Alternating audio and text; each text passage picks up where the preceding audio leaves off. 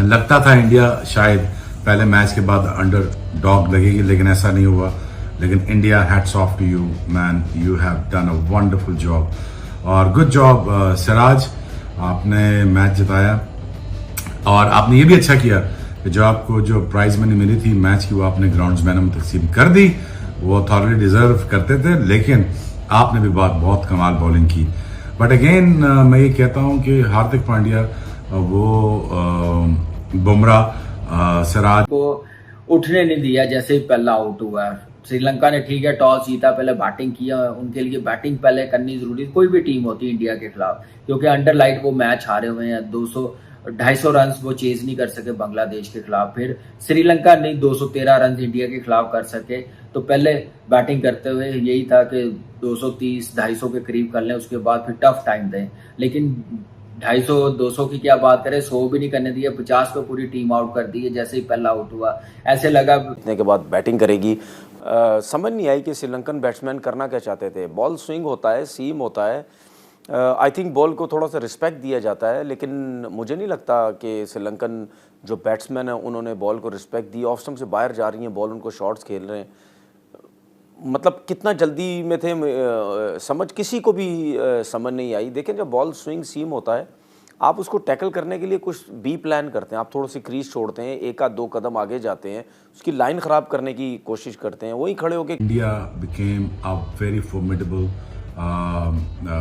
Bowling attack and as a batting unit, और fielding तो अच्छी करते ही करते हैं। अंडरडॉग स्टार्ट किया था, लेकिन अब मुझे लगता है कि it is not a worry for Pakistan, it's a worry for many other countries, because India has announced his arrival into the World Cup, because कि ये जो विन थी, ये जिस तरह इन्होंने मारा है श्रीलंका, वो जिस तरह इनकी बॉलिंग यूनिट ने परफॉर्म किया है।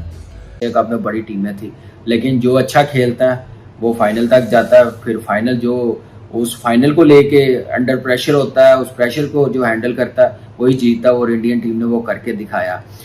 इतना ईजी नहीं था इंडियन टीम के लिए, अच्छी चीज थी। देखें बांग्लादेश के खिलाफ डे में बॉलिंग की है, सीखे हैं और वर्क करके आए हैं। बड़ी टीमें ऐसे कम बैक करती हैं। बॉलिंग में उन्होंने 250 करवाया, लेकिन उसके बाद उन्होंने देखे कि फाइनल में अपने पहले तो प्लेयरों को रेस्ट दिया, एनर्जी सेव की है। ये कितनी जबरदस्त प्लानिंग है, कितनी जबरदस्त मूव है।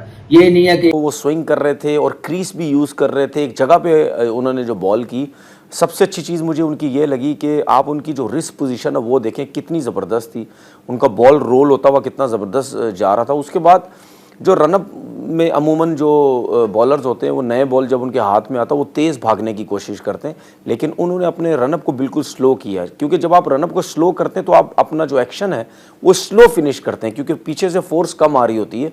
जब स्लो एक्शन को हेलो दोस्तों, देखिए कल इंडिया और श्रीलंका के बीच फाइनल मैच खेला गया, जिसमें भारत ने आसानी से जीत दर्ज कर ली। लेकिन इसके साथ में पाकिस्तान के जो शोएब अख्तर है, मैच से पहले उनका जो बयान था वो ये था कि श्रीलंका भारत को आसानी से हरा देगा।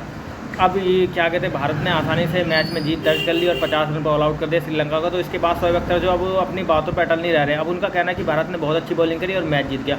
लेकिन दोस्तों सबसे पहले मैं आपको एक बात बताना चाहता हूँ, अभी जब मैच शुरू हुआ था उससे पहले शोएब अख्तर ने क्या बोला। शोएब अख्तर ने बोला था भारत डरा हुआ है इस समय, क्योंकि भारत को अपनी बैटिंग में भरोसा नहीं, क्योंकि पिछला मैच बांग्लादेश से भारत हार गया था। जिसके बाद ये सब शोएब अख्तर ने बयानबाजी की और उन्होंने कहा कि मुझे नहीं लगता कि भारत श्रीलंका को हरा पाएगा।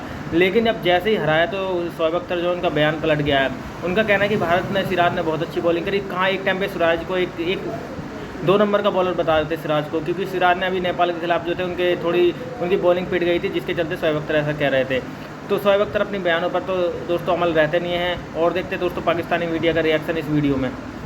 बांग्लादेश के खिलाफ डे में बॉलिंग की है, सीखे हैं और वर्क करके आए हैं। बड़ी टीमें ऐसे कम बैक करती हैं। बॉलिंग में उन्होंने 250 करवाया, लेकिन उसके बाद उन्होंने देखे कि फाइनल में अपने पहले तो प्लेयरों को रेस्ट दिया, एनर्जी सेव की है। ये कितनी जबरदस्त प्लानिंग है, कितनी जबरदस्त मूव है। ये नहीं है कि जीतते जा रहे हैं, फाइनल के लिए भी क्वालिफाई कर गए हुए हैं, तो फिर भी वो प्लेयर्स खेलते जा रहे हैं। अब फाइनल में देखा उनकी एनर्जी, उनकी प्लानिंग और जो उनकी बॉडी लैंग्वेज थी वो कितनी ज़बरदस्ती पूरी टीम की। तो यही एक फ़र्क पड़ता है बड़ी टीम की सोच का, उनकी प्लानिंग का, कैसे लेके चलते हैं टूर्नामेंट को, फाइनल को, जो इंडियन टीम ने करके दिखाया। उसके बाद जैसे बुमराह ने पहला आउट किया, उसके बाद फिर सिराज ने 1 ओवर में 4 विकेटें लेके बिल्कुल ही फाइनल से बाहर ही कर दिया उनको, कि वो फाइनल की फाइट ही ना कर सके। इवन कि इंडियन टीम को थोड़ा सा भी प्रेशर ना आने दे।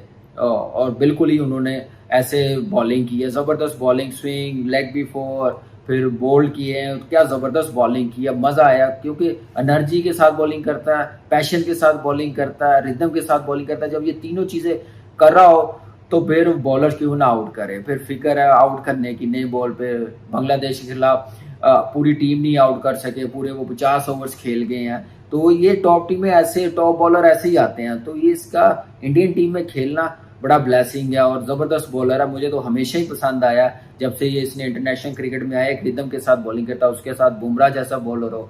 फिर हार्दिक पांड्या ने दिखाया कि हार्दिक पांड्या ना बैटिंग में इंडियन टीम कंप्लीट हो सकती है, ना बॉलिंग लाइनअप में आके उसने 3 विकेटें ली हैं। क्या ज़बरदस्त बॉलिंग की है, match winner allrounder, match winner. और क्या ज़बरदस्त कैप्टनसी भी की है, 7 ओवर करवाए हैं कि श्रीलंकन टीम को जितना जल्दी आउट कर सके वो हम लोग कर सके, लंबा ना जाए। तो ये एक अच्छे कप्तान की निशानी। जो रनअप में अमूमन जो बॉलर्स होते हैं वो नए बॉल जब उनके हाथ में आता है वो तेज़ भागने की कोशिश करते हैं, लेकिन उन्होंने अपने रनअप को बिल्कुल स्लो किया है। क्योंकि जब आप रनअप को स्लो करते हैं तो आप अपना जो एक्शन है वो स्लो फिनिश करते हैं, क्योंकि पीछे से फोर्स कम आ रही होती है। जब स्लो एक्शन को फिनिश करते हैं, बॉल स्लो रिलीज़ होता है, उसमें फिर आप एक जगह पे बॉल करते हैं। उसकी वजह ये है क्योंकि अगर ये इस पिच में अगर थोड़ी सी सॉफ्ट पिच थी, उस हिसाब से उन्होंने जो रनअप स्लो किया हुआ था या बॉल उनका स्लो जा रहा था, पिच को हिट कर रहा था, उससे बॉल निकलता भी और बॉल स्विंग सीम भी होता है।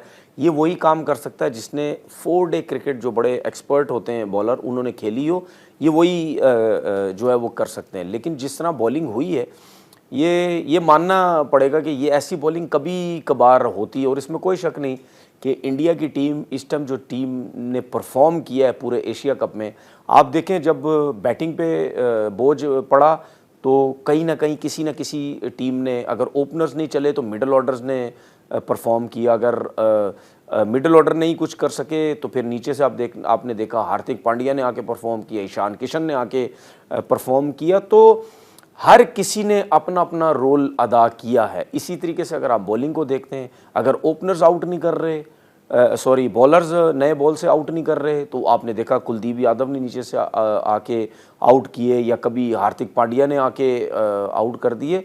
तो ये पूरा कॉम्बिनेशन जो बना हुआ है इस टाइम इंडियन टीम का, इससे ये ज़रूर पता चलता है कि उनकी वर्किंग जो है वो बड़ी ज़बरदस्त है। वो अपनी टीम के ऊपर बड़ा अच्छा जो है काम कर रहे हैं। आप उनके बैकअप देख लें, बैकअप कितने जो है वो ज़बरदस्त हमें नज़र आते हैं। अगर बुमराह नहीं खेल रहे थे, उनकी जगह शामी खेल रहे थे। अगर शामी नहीं खेल रहे थे तो उनके पास सिराज भी हैं, ठाकुर भी हैं। फिर दोस्तों देखिए, एक दूसरी तरफ इस वीडियो में आपने ये भी देखा कि कामरान अकमल और तनवीर अहमद का रिएक्शन था, जबकि उनका रिएक्शन जो था काफ़ी नॉर्मल था। उन्होंने पहले ही कहा था कि इस भारत जो इस श्रीलंका के खिलाफ प्रबल दावेदार है एशिया कप जीतने का। अब ऐसे में भारत एशिया कप जो जीता है वो 8वीं बार जीता है और पाकिस्तान मात्र 2 बार जीता है। तो यही बात अक्सर को हजम नहीं हो रही है। तो अगर दोस्तों वीडियो अच्छा लगा, वीडियो को लाइक कीजिए, चैनल को सब्सक्राइब कीजिए।